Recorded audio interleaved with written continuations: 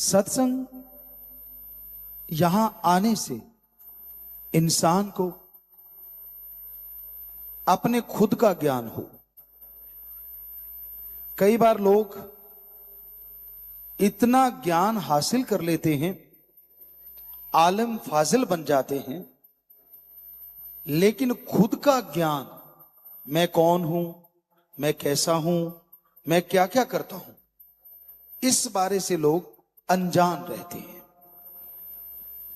सत्संग एक ऐसी जगह है, यहां आने से इंसान को समझ आती है कि हां, मैं क्या करता हूं, क्या करना चाहिए, क्या होना चाहिए, कैसे अपने आप को चेंज किया जा सकता है, यह सत्संग में पता चलता है। इंसान अपनी आदतें बदल दे, इससे बड़ी चीज कोई दूसरी हो नहीं सकती। इंसान की आदत नहीं बदलती, चाहे जोड़ जोड़ अलग क्यों ना कर दिया जाए, तो क्या आदत बदली नहीं जा सकती? कबीर साहब जी भी यही कहते हैं, चोर जुआरी क्या बदलेंगे, ये तो माया के मजदूर, मना रे तेरी आदत ने कोई बदलेगा हरि जन सूर। कि लोभी लालची कामी क्रोधी आदत को नहीं बदल सकते। आदत को बदल सकता है जो कोई योद्धा शूरवीर है, या भक्त जो ईश्वर की भक्ति करता है, या फिर संत पीर फकीर, वो आदतें बदल देते हैं, वरना आदत नहीं बदलती। पहले तो इंसान को खुद का मूल्यांकन करने का समय नहीं। आज के अकॉर्डिंग इतना बिजी है, इतना व्यस्त है काम धंधे में, कि खुद के लिए 5-7 मिनट भी नहीं निकाल पाता। लगा रहता है काम धंधे में, लगा रहता है दीन दुनिया में, कोई ध्यान ही नहीं है कि मुझे क्या करना है, क्या नहीं करना है, क्या अच्छा है, क्या बुरा है, ये इंसान को ध्यान ही नहीं रहता। पर यह जरूरी है, हर शाम सिर्फ 5 मिनट आप अपने लिए दिया करो। एकांत में बैठो, राम का नाम जपो, अल्लाह वाहिगुरु गॉड एक ही बात है, उस मालिक का नाम जपो, तो भक्ति से आपके अंदर यह शक्ति आएगी कि उस 5 मिनट में आपको महसूस होगा कितनी गलत आदतें हैं आपके अंदर और कितनी सही आदतें हैं।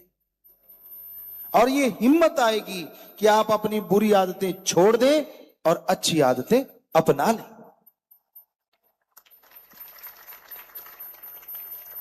इंसान की फितरत है,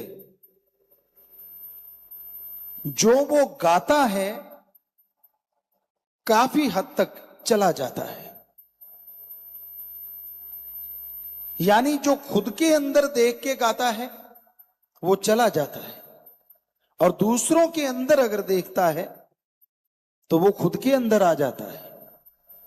इसलिए कभी अपने गुणगान ना ज्यादा गाओ, क्योंकि आपके अंदर से गुण चले जाएंगे, और दूसरों के अवगुण ना गाओ, क्योंकि वो आपके अंदर आ जाएंगे। गाना है तो दूसरों के गुण गाओ, ताकि वो आपके अंदर आ जाए और आप भी गुणवान बन जाएं।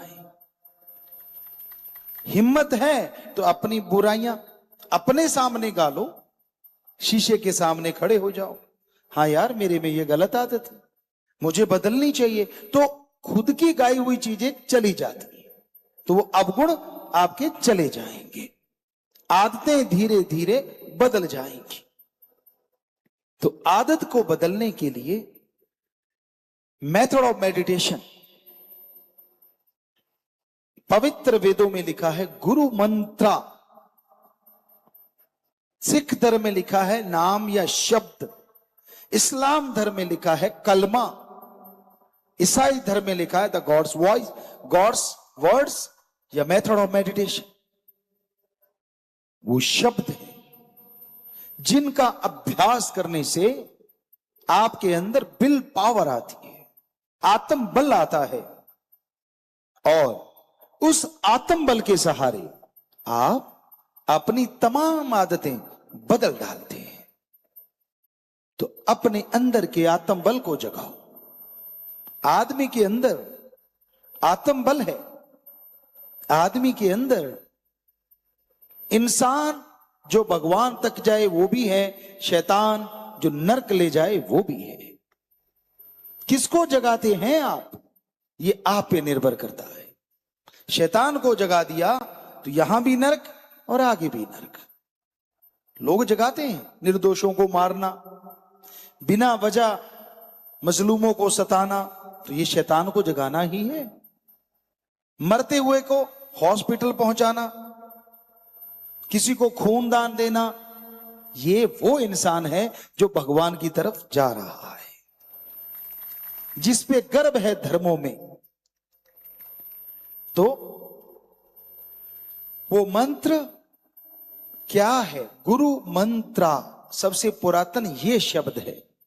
लेकिन मेथड ऑफ मेडिटेशन कहते हैं तो ऐसे लगता है मेड इन यूएसए है, लोगों को बाहर की चीज ज्यादा अच्छी लगती, गुरु मंत्रा अच्छा नहीं लगता। जबकि गुरु मंत्रा ही सबसे पहला शब्द था जो पवित्र वेदों में था, हजारों साल पहले। गुरु मंत्रा, इसका मीनिंग्स मतलब क्या है? गुरु का मतलब, गु का मतलब अंधकार और रू का मतलब प्रकाश। जो अज्ञानता रूपी अंधकार में ज्ञान का दीपक जला दे वो सच्चा गुरु होता है। और गुरु कभी किसी से कोई पैसा, कोई चढ़ावा, कोई नोटबोट नहीं लेता। गुरु का काम रास्ता दिखाना है। मंत्रा शब्द, वो शब्द जो गुरु ने खुद अभ्यास किया है, भगवान के मालिक के वो शब्द जो गुरु ने खुद जाप किया है। और जब गुरु को खुद को रिजल्ट आता है तो वो लोगों को कहता है कि भाई मैंने इस गुरु मंत्र का जाप किया, मैं भगवान के दर्शन कर चुका हूं, आप करोगे तो आप क्यों नहीं करोगे? मैं भी इंसान, आप भी इंसान, फर्क क्या है? मैंने अभ्यास किया उस मंत्र का और आप अभ्यास करने वाले हो, अगर करोगे तो मुझे मिला, आपको भी मिलेगा। तो ये है गुरु मंत्रा। और गुरु का मंत्र नहीं होता, होते भगवान के शब्द, पर गुरु मंत्र का मतलब गुरु ने उस मंत्र का अभ्यास किया है। तो वो अभ्यास अगर आप करेंगे तो आप भी भगवान के दर्शन कर सकेंगे, आप भी भगवान के नजारे देख सकेंगे। गुरु मंत्र का जाप करने से इतना आत्म बल आता है, इतना आत्मविश्वास आता है कि इंसान हारी हुई बाजी जीत जाता है। नेगेटिविटी खत्म हो जाती है। आज का यूथ, बच्चे, बुजुर्ग सभी नेगेटिविटी के शिकार हुए पड़े हैं। पेपर देने जा रहा है, यार फेल ना हो जाऊं, खेलने जा रहा है, मैं हार ना जाऊं, दोस्ती मित्रता है कहीं टूट ना जाए। मतलब नेगेटिविटी पहले है। इस नेगेटिविटी को खत्म करने के लिए आत्मबल जरूरी है, पॉजिटिव। जब आपके अंदर ये आएगा कि मैं पेपर देने जा रहा हूं, हां मैं मेरिट हासिल करूंगा, तो यकीनन मेरिट हासिल करोगे। खेलने जा रहा हूं, जीत के आऊंगा, तो जीत के आओगे, क्योंकि आपके अंदर पॉजिटिव है, आप भरे हुए हैं आत्मविश्वास से। आपको यकीन नहीं आ रहा होगा, यह सत्संग वो है जो पहले प्रैक्टिकल किया गया है, बाद में आपको बताने आए। हमने प्रैक्टिकल किया है, हवा में बातें नहीं कर रहे। हम 30 नेशनल गेम खेले हैं और हमेशा पॉजिटिव होके जाते थे, और किसी दूसरे साथियों की वजह से हारे वो एक अलग चीज है, लेकिन हम जीत के ही आया करते थे। 30 नेशनल गेम सिंगल जो होता था तो ज्यादातर जीतते थे, टीम वर्क में कभी ना कभी हार भी आती थी, क्योंकि टीम है, 10 प्लेयर हैं, कभी 11 हैं, कभी 7 हैं। सो कहने का मतलब हमने practically method of meditation life में प्रैक्टिकल जो किया है वो आपको बताने आए हैं। कभी भी नेगेटिव ना बन के जाओ। हमने अभी देखा भगवान की कृपा से, शास्त्र राम शाह मस्तान जी जो हमारे गुरु, उनकी कृपा से कैंसर 4थे स्टेज का बड़े बड़े डॉक्टर जवाब दे देते हैं कि घर ले जाओ, सेवा करो। लोग हमारे पास आते, हमने कहा हम जवाब नहीं दे सकते, क्योंकि भगवान कुछ भी कर सकता है, हमारे में कोई ताकत नहीं। हम आपको राम का नाम बताएंगे, आप जाप करना, अगर श्रद्धा बन गई तो ठीक हो जाओगे। तो हजारों लोग वहां इस तरह के रोगी बिल्कुल ठीक हो जाते हैं। इसकी वजह है आत्मविश्वास। उनके अंदर आ जाता है कि मैं नहीं मरूंगा, मुझे कोई मार ही नहीं सकता। ये भावना आई नहीं कि पहले जो ड्रिप लगाते थे, बोतल लगाते थे, उसका असर नहीं था, टेबलेट भी असर करना शुरू कर देती है, क्योंकि आत्मविश्वास आ गया, जिंदगी जीने की ताकत आ गई। तो ये आत्मविश्वास खरीदा नहीं जा सकता। कहीं बाजार में जाओ, पूरी दुनिया में जाओ, आपको आत्मविश्वास बेचने वाली दुकान नहीं मिलेगी। एलोपैथी, आयुर्वेदा, होम्योपैथी, नेचरपैथी, कोई भी पद्धति ले लीजिए, किसी के पास आत्म बल को बढ़ाने का टॉनिक नहीं है। और आत्म बल बढ़ता है आत्मिक चिंतन से। आत्मिक चिंतन होता है राम के नाम से। परमात्मा का नाम लोगे तो आत्मिक चिंतन होगा, और आत्मिक चिंतन होगा तो आपके अंदर विल पावर आएगी। कभी बाजी हार के मत बैठो। जिंदगी कितनी है ये तो राम जाने, पर एक कहावत है, जब तक सांस तब तक आस। क्यों नेगेटिव हो कि क्यों बैठे हैं आप? कुछ नहीं हुआ, हुआ होगा, नियति ने लिखा होगा। पर अगर राम का नाम जपो तो आप अपनी तकदीर बदल सकते हो। मनुष्य को यह अधिकार है कि वो अपनी तकदीर बदल सकता है। पशु पक्षी परिंदे कीट जीव जंतु किसी को अधिकार नहीं। आपने सुनी होगी ये कहावत, जो भाग्य में लिखा है वो मिल जाएगा, जो तकदीर में लिख दिया ईश्वर ने उससे कम ज्यादा नहीं मिलता। ये सही नहीं है, ये सही नहीं है। भाग्य में लिखा है वो मिलेगा, लेकिन क्या लिखा है पवित्र वेदों में?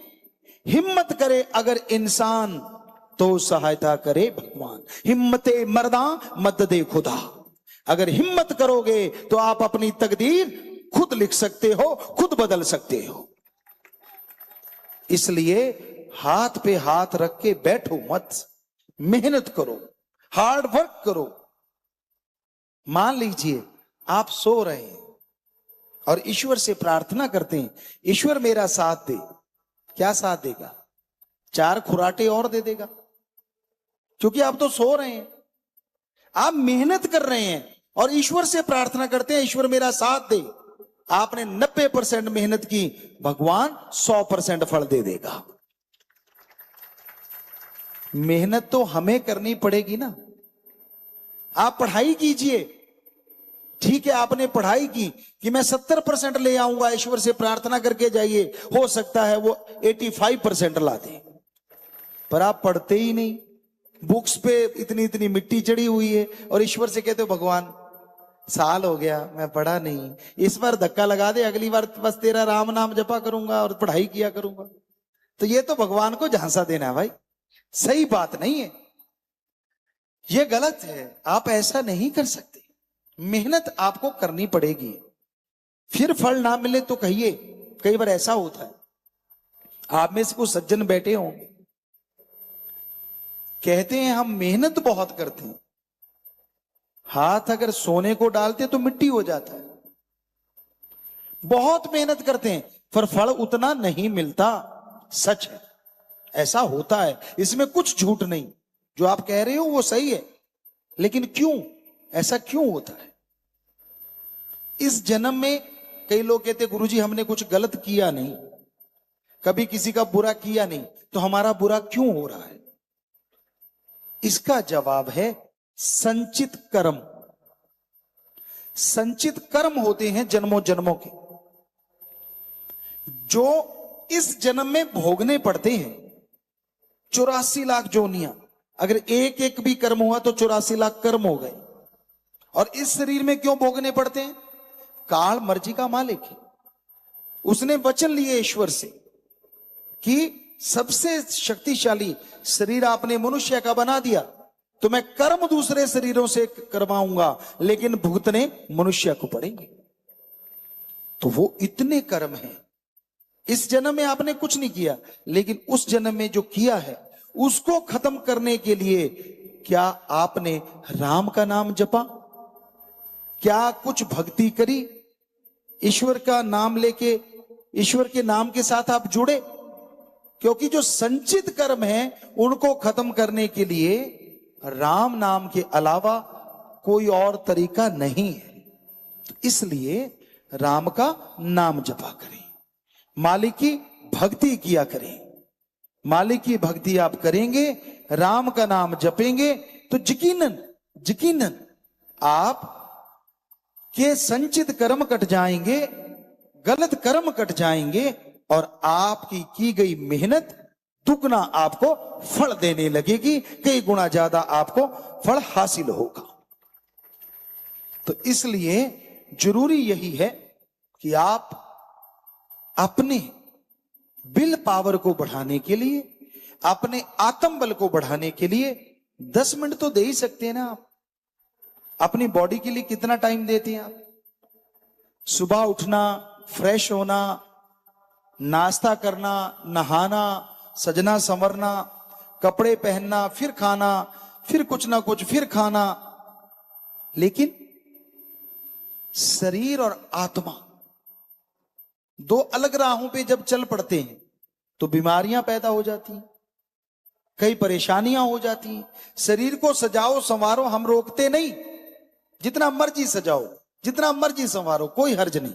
लेकिन जिसकी वजह से शरीर स्वस्थ रहता है, जिसकी वजह से शरीर को बीमारियां ना लगें, उस आत्मा की खुराक सिर्फ एक ही है, और वो है राम अल्लाह वाहिगुरु गॉड का नाम। 10 मिनट सुबह, 10 मिनट शाम। क्या आप अपनी बीमारियां रोकने के लिए कर नहीं सकते कि आने वाले टाइम में बीमारी आए ही ना? और आई हुई है तो विल पावर इतना आ जाए कि आप उस बीमारी को हरा के फिर से स्वस्थ हो जाए। क्या आप नहीं चाहते? चाहते तो वो चाहत पूरी होगी। सिर्फ 10 मिनट कम से कम सुबह और 10 मिनट शाम को ईश्वर की भक्ति करो। पर वो भक्ति ऐसी नहीं कि ले मालिक 5 रुपए ले ले, ये ले मालिक ये लड्डू खा ले, पेड़ा खा ले। कमाल की बात है, ये लड्डू पेड़ा किसने बनाया? इंसान ने। और इंसान को किसने बनाया? भगवान ने। तो जो भगवान इंसान बना सकता है, क्या इंसान के बनाए लड्डू खुद नहीं बना सकता? सोच के देखो आप। ये आपका दिल खुश करने के लिए, या यूं कहिए एक नई सी चीजें बनी हुई है, लोगन राम खिलौना जाना। भगवान कभी किसी से पैसा नहीं लेता, कोई चढ़ावा नहीं लेता। पवित्र वेदों में लिखा है भगवान से मांगो। ध्यान से सुनिएगा, पवित्र वेदों में लिखा भगवान से मांगो अच्छी धरती, उपजाऊ धरती, अच्छा पानी, अच्छा स्वास्थ्य, अच्छी संतान। अरे भगवान से मांगना है तो भगवान को मांगो। कहीं नहीं लिखा। भगवान को कुछ दो, कहीं नहीं लिखा। और यही बात सभी धर्मों में आती है। अल्लाह ताला रहमो करम का दाता है। अगर कायदे से मांगोगे तो आपका दामन उसके रहमो करम से इतना भर जाएगा कि दामन छोटे पड़ जाएंगे और रहमो करम बरसता चला जाएगा। और सिख धर्म में गुरु साहबानों ने, संत पीर पैगंबरों ने पवित्र वाणी में लिखा है, जो मांगे ठाकुर अपने से सोई सोई देवै। कहीं लिखा है जी लेवै? नहीं लिखा। आप पवित्र गुरबाणी को पढ़िए। हमने सारे धर्मों पे रिसर्च किया है। पवित्र वेद पढ़े, पवित्र गुरबाणी, पवित्र कुरान शरीफ, कुरान मजीद, पवित्र बाइबल, शेख फरीद नामदेव, धन्ना भक्त रविदास जी, पता नहीं कितने ही और संत महापुरुषों की वाणी को पढ़ा। सभी में यही लिखा है। क्या लिखा है? ओम हरि अल्लाह वाहिगुरु गॉड खुदा राम, दाता था, दाता है और दाता ही रहे। ये सच्चा सौदा एक ऐसी बेमिसाल मिसाल बना है जिसने ऐसे ऐसे घरों को जो नरक के मानिंद बन गए थे स्वर्ग में बदल दिया। ऐसे ऐसे परिवारों को जिनके घर में 2 समय का खाना भी नसीब नहीं होता था, साईं मस्ताना जी दाता रहबर के सच्चे सौदे ने आज उनको जहाजों पे सैर करवा दी। सूफी रूहानी फकीर अगले जहान का हर चीज बताते हैं, लेकिन साईं जी ने तो दोनों जहान की जिम्मेवारी ले ली कि यहां वहां कोई कमी नहीं छोड़ेंगे। एक पैर यहां जब तक टिका रहेगा तब तक भी, दूसरा पैर सचखंड में। इसका बहुत बड़ी मीनिंग्स है, बहुत बड़ा मतलब है। जीते जी आप परमपिता परमात्मा को देख सकते हैं। और चुटकियों में शब्द कितने रहे? 5, 3, अब 1। और ये कोई नई चीज नहीं है। परमपिता शास्त्रनाम जी दाता ने पहले पिछली बार भी आपको बताया था, जब 3 शब्द किए थे 5 से 3, तो क्यों किंतु परंतु वाले तो तैयार बैठे होते। बेपरवाह जी के सामने कहा कि जी 5 के बिना तो अंदर की धुन सुनेगी नहीं। तो बेपरवाह जी ने तब ये वचन, कुछ ऐसे सेवादार यहाँ पुराने बैठे होंगे जिन्होंने वो सुने होंगे, हमने सुने थे। तो बेपरवाह जी ने तब वचन करे कि आप 3 की बात करते हो, सतगुरु चाहे तो 1 ही काफी है। तो भूल गए आप, किसी के याद ही नहीं था कि यार ऐसा भी होगा, पर अब ऐसा हो गया। अब 3-5 वालों को चक्कर पड़ा हुआ है। यार बड़े हैं हमारे, बड़े बड़ा है, ये नए जो आ रहे 1 में ही काम हो रहा है। घबराओ मत, आपका 5 में हो लेगा, 3 वाले का 3 में हो लेगा, डरो मत, असर उतना ही होना है, परवाह ना करो। कहते नहीं जी वो लेना आसान है ना, थोड़ा सा मतलब शॉर्टकट ढूंढते हैं ना सारे। तो कहने का मतलब बेपरवाह जी ने जैसे जैसे कलयुग का ओर बढ़ता गया तो अपने वो तरीकों को उसी तरीके से अपनाया। क्या छोटा बच्चा भी उस 1 शब्द को लेके अच्छे से भक्ति कर सकता है? फॉरेनर हैं, विदेशी हैं, अब 3 शब्द भी उनको बड़े लगते थे, अब 1 लेना वो फट याद कर लेते हैं। हमारे बोलते बोलते याद कर लेते हैं, बाद में याद कम ही करवाना पड़ता है। आज का टाइम बहुत ही खतरनाक है, आने वाला टाइम परमपिता जी के वचन और भी खतरनाक। लेकिन जो दाना धुरी के साथ जुड़ा है वो पिसता नहीं, बाकी सारे दाने पिस जाते हैं।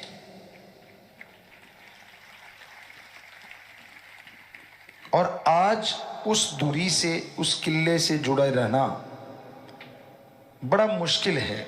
खान पान देखना, सुनना, खाना पीना, मतलब आदमी का दिमाग एक अलग दिशा में जा रहा है, क्योंकि कलयुग यौवन पे नहीं पीक पे है।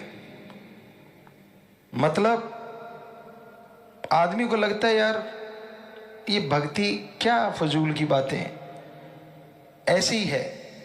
और यही वो समय होता है जब वो परमपिता परमात्मा बहुत बड़ा बदलाव लाता है, जब आदमियों के अंदर अहंकार बहुत बढ़ जाता है, जब संत महापुरुषों की, पीर फकीरों की बातें फजूल लगने लग जाती हैं, जब वो गलतियों पे गलती करते ही चले जाते हैं, पर बचता कौन है? तो दूल्हे के साथ जुड़े, बचनों के 3 के पक्के, माफिया मिल गई, कोई कमी छोड़ी नहीं, इससे ज्यादा तो कोई सोच भी नहीं सकता। दृढ़ यकीन मांगा और सिर्फ एक वचन की पालना कि जहां परमपिता परमात्मा हो वहां बुरा काम ना करना, बाकी जगह कर लो। छोटा सा एक ही वचन, पर ऐसी जगह बता जरूर देना जहां परमात्मा नहीं है। तो देखो आप कहते हो जी इतने मनवाते हो, एक ही मनवाते हैं, पहले भी बोला था, आज भी बोल रहे हैं, सिर्फ एक, बस छोटा सा, लंबा चौड़ा नहीं। और जो इस वचन को मानेगा वो धुरी के साथ लगा हुआ दाना बन जाएगा, वो होगा वो। और जो अकल का दखल, राम को मखौल समझना, संत पीर फकीर को, तो वो अपने किए कर्मों का फल पाएंगे, कोई उनके लिए बद्दुआ नहीं है। संत बद्दुआ नहीं देते, और निकल जाए तो बाप साथी भी नहीं, ये भी सच है। पर बेपरवाह जी ने ऐसा सच्चा सौदा साईं मस्ताना जी महाराज ने बनाया, निकली हुई बद्दुआ भी बाप से ले सकते हैं यूं चुटकी में।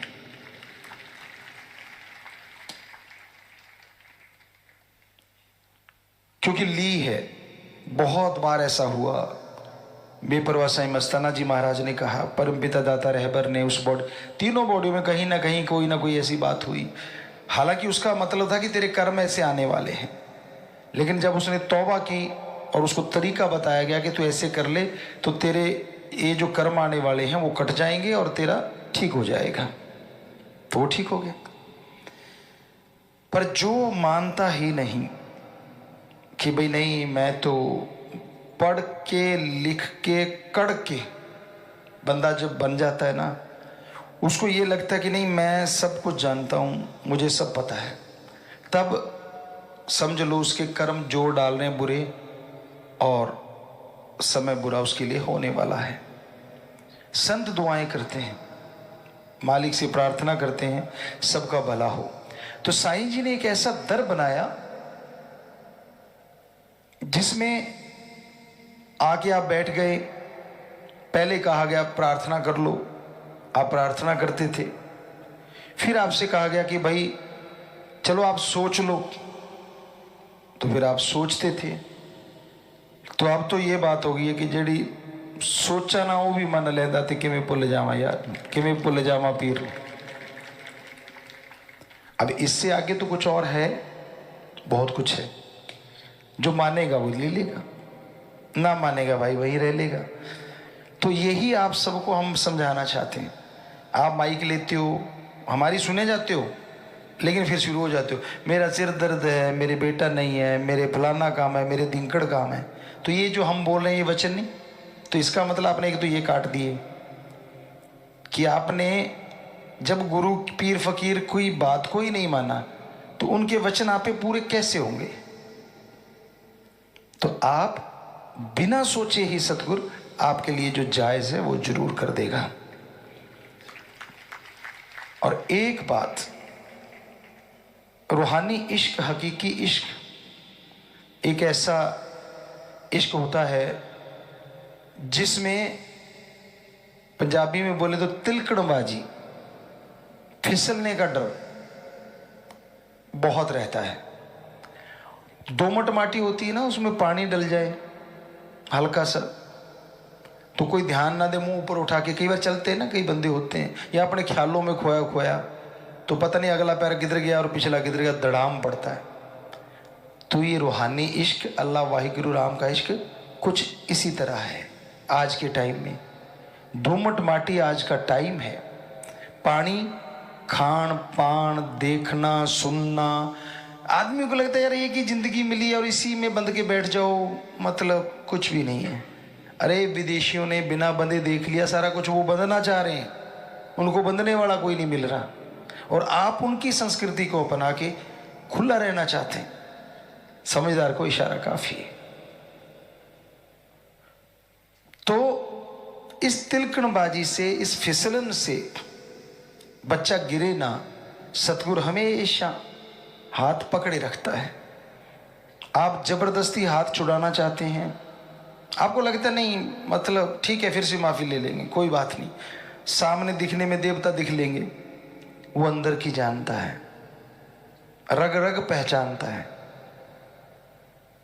तो सत्संगी के तो पता है कौन सा वचन सही है, कौन सा गलत है। फिर भी गलती करो, वो सबसे बड़ा गुनाहगार होता है।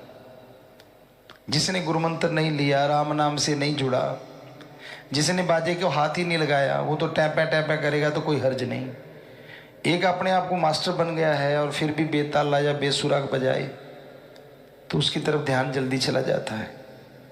सो कहने का हमारा मतलब, जो अगर आपने गुरुमंत्र लिया है और माफियां इससे ज़्यादा नहीं मिल पाएंगी जितनी आपको मिल गई, कल्पना नहीं थी आपकी, इतना कुछ कर बैठे थे। और वो साईं जी के वचन भी बड़े कसूते थे, परमपिता जी ने कवाली भी बड़ी कसूती बना रखी थी, लेकिन उनसे ही प्रार्थना करके, आप कहते हैं ना श्राप बद्दुआ को कैसे बदल देते हैं दुआ में, तो क्या बदला नहीं? सबको माफ कर सा दे के प्यार कर लो, वो लाइन बदली नहीं। तो ऐसे संत, ये सच्चा सौदा बेपरवाह जी ने बनाया है कि वो बदल सकता है उन चीजों को। पर आप ये मत सोचो कि वो टॉफी है जब मर्जी ले लूंगा, वो तो हो लिया। ये नहीं कि बार बार आप करते जाओगे और ये मिलता जाएगा। संत कभी नहीं कहेंगे कि नहीं माफ, हाँ बेटा माफ, लेकिन नहीं, क्योंकि वो एक ऐसी अति थी, हद। कहते हैं ना, ज्यादा धूप नहीं अच्छी और ज्यादा मेघला, कहते हैं बरसात नहीं अच्छी, ज्यादा बोलना नहीं अच्छा, ज्यादा चुप नहीं अच्छी, ज्यादा मेघला नहीं अच्छा, ज्यादा धूप नहीं अच्छी।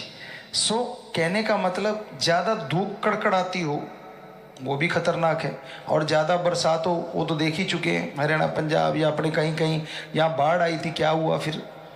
और ज्यादा बोलना, तो कई ऐसे इतना ज्यादा बोलते हैं कि पूछो मत। और ज्यादा चुप रहना वो भी नहीं अच्छा, लोग आपको मूर्ख समझ लेते हैं, या ये समझ लेते हैं कि ये तो डर रहा है। तो तोल के बोलो। कहने का मतलब, अति मत करो, और अति हो चुकी थी जब आपको माफी मिली। तो अब आप बार बार अगर वही चीज दोहराएंगे और फिर आपके कर्मों का बोझ जब आपको उठाना पड़ेगा, फिर सतगुरु तो है, लेकिन आपका जो शरीर है, आपकी जो रूह है, उसको भोगना पड़ेगा। क्योंकि ये बार बार मौका नहीं था, वो सुनहरी मौका था। उसमें जो लाहा खट गए, शहद वाली बन गए। सो साईं जी का दरबार, माफी का दरबार, वो तो कहते ही रहना है, लेकिन जो हमने आपको आज वचन कहे हैं ये हमेशा याद रखना। क्योंकि इस तरह से तो फिर आदमी कभी सुधरेगा ही नहीं कि जब मर्जी गलतियां करो और फिर कर लो, फिर आ जाओ, फिर कर लो, फिर। ये नहीं होता।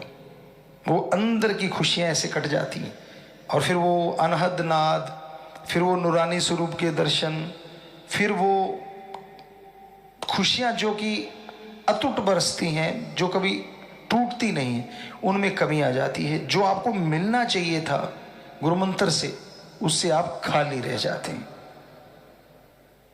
इसलिए साईं जी ने ये सच्चा सौदा, इतना बढ़िया सौदा बनाया है।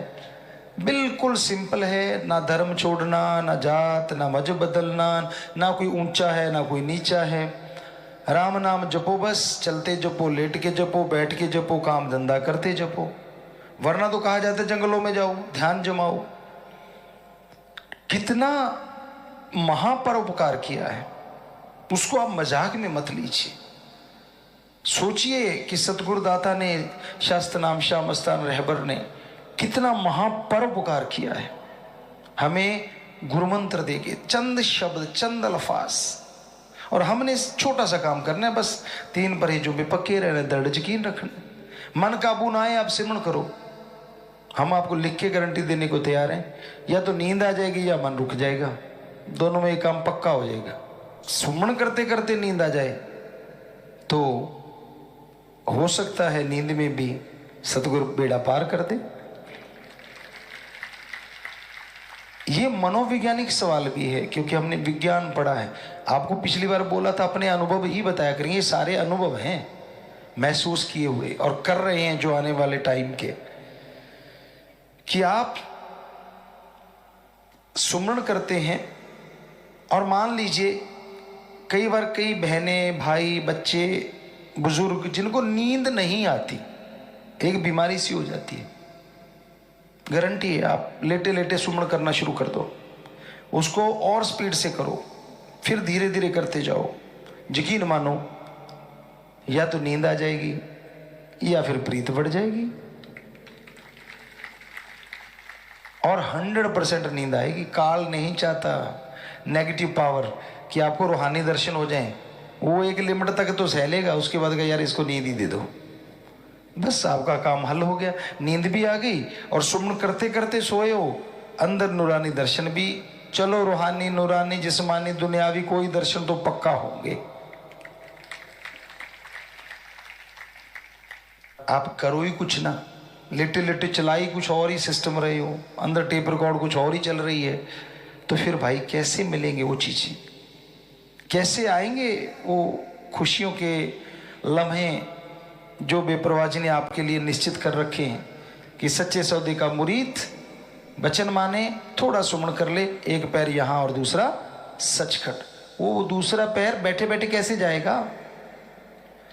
तभी जाएगा ना जब आप अमल करोगे। तो अमल जरूर किया करो बेटा, आपसे सभी से यही गुजारिश है। मानना ना मानना आपकी मर्जी है, हमने कोई बद्दुआ देनी नहीं, लेकिन वो आपके ऊपर असर होता है। जो काम, मान लीजिए आप अगर काम धंधे के ही आशिक हैं, चलो शारीरिक सुख के लिए आप चाहते हैं आपका बिजनेस व्यापार बढ़ जाए, आपका हर काम में सफलता मिल जाए, अगर आप हो वचनों के पक्के, आप मेहनत 70% करो, चलो 60 कर लो, चलो 50 कर लो, हो सकता है सतगुरु उसको 100% कर देगा। और अगर वचनों के पर कच्चे उड़ा रहे हो, मनमते चल रहे हो, तो हो सकता है आप 70 करो, वो 30 ही रह जाए। ये फर्क है।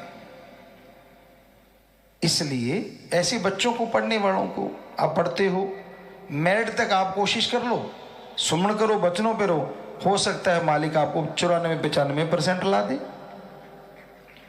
चलो फर्स्ट डिवीजन तक कोशिश कर लो, मालिक आपको मेरिट से आगे ले जाएगा। मतलब कर्म योगी हैं आप, कर्म करना आपका काम है। मन कब आप पे हावी होता है? जब आप खाली होते हैं। खाली मन शैतान का चरखा, अपने आप को खाली ना रहने दो। जिनकी ड्यूटी सेवा पे ही लगे रहो। हार श्रृंगार को उसको एक की जरूरत है, आपकी आत्मा पवित्र हो, आपके विचार पवित्र हो। यकीन मानिए बाहरी श्रृंगार की जरूरत नहीं, अंदर से ऐसी खुशियां दे देगा जो कोई टोक भी नहीं सकेगा, कोई रोक भी नहीं सकेगा, और आप अंदर से खिले रहेंगे, माला माल रहेंगे।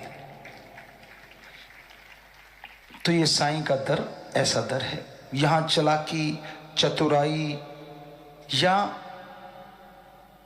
हम जब आया करते थे ये सोचा करते थे कि खेती भी करते, बेर होते थे, तब बेरियां थी शाह मस्ताना जी दाता रहबर के उस धाम में। तो उन बेरियों में बेर लगे होते थे, सेवा करनी, बोरियां वगैरह उठाते, वाशरूम वगैरह भी वहीं जाया करती उस साइड में। तो अगर सेवा करते थे तो वहां अगर बेर बिकते थे तो खाते थे। एक भी बेर हमने, दूसरों की हम गारंटी नहीं लेते, कभी तोड़ के नहीं खाया उन बेरियों से। अजी बेरियों का छोड़ो, जिस दिन सेवा नहीं कर पाते थे, हमने लंगर थोड़ा सा लिया कि वचन है साईं मस्ताना जी के, और बाहर कंटीन पे पैसा दे के ही लेते थे कि यार लंगर के लायक कुछ किया तो है नहीं। यानी आते थे तो सेवा ही करते थे। आपको लगता होगा यार इतने बड़े घर से गुरुजी हैं, क्या सेवा करते होंगे। आपको पहले भी एक दिन बताया होगा शायद, एक बार सत्संग में, यहाँ तक याद आता है कि हम 1 क्विंटल की बोरी यूं लेके चल पड़ा करते थे। ऐसे लोग पीछे उठाते हैं और हम उसको यूं पकड़ के यूं।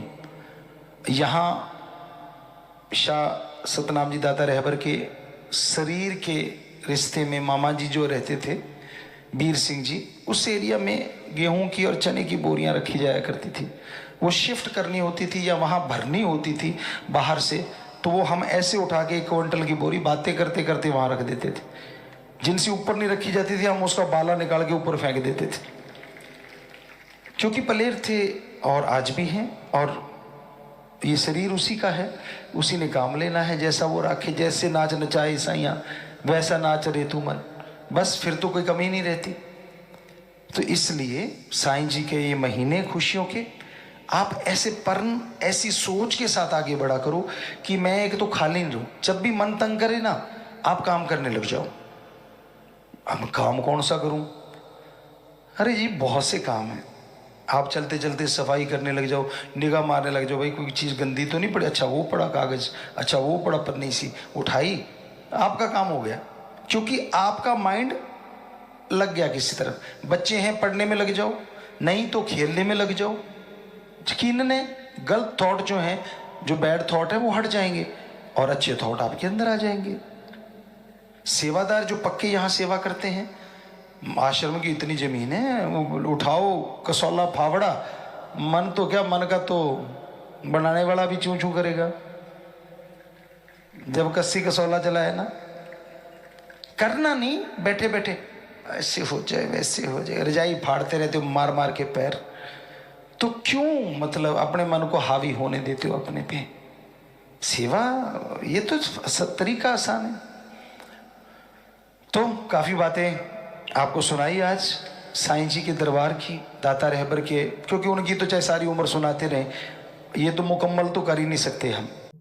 परम पिता सदगुरु मौला, जिसको कोई सच्चे दिल से पुकारता है उस तक भावना जरूर जाती है, लेकिन सच्ची तड़प हो, सच्ची भावना हो, तो जिस तरह आप किसी को फोन करते हैं, फोन कॉल किसी के पास जाती है, आगे से बेल बजती है और आप जिसको फोन कर रहे हैं अगर वो सचेत है तो बजते हुए फोन की घंटी वो जरूर सुनेगा, उठाएगा और आप बातचीत कर पाएंगे। और कई बार अजीबोगरीब चीजें देखने में मिलती हैं। इंसान की किसी की बैटरी डाउन हुई पड़ी है फोन की, या वाइब्रेट पे है, या कोई और चक्कर है, तो बेल नहीं सुनती, बात नहीं हो पाती। उसी तरह वो अल्लाह वाहिगुरु राम सबको कॉल करता रहता है। अब ये आप पे निर्भर है। कई बार आपकी बैटरी डाउन, बुराइयों में फंसे हुए हैं बेहद, तो बैटरी डाउन है, वाइब्रेट पे है, आप सुमरण नहीं करते, भक्ति नहीं करते, सेवा नहीं करते, गुरुमंत्र लिया हुआ है, तो वाइब्रेशन तो आपके पास आ रही है लेकिन आप उठा नहीं रहे, सुन नहीं रहे। थोड़ा सुमरण करते हैं, थोड़ी सेवा करते हैं, तो बेल आपको जरूर सुनाई भी देगी।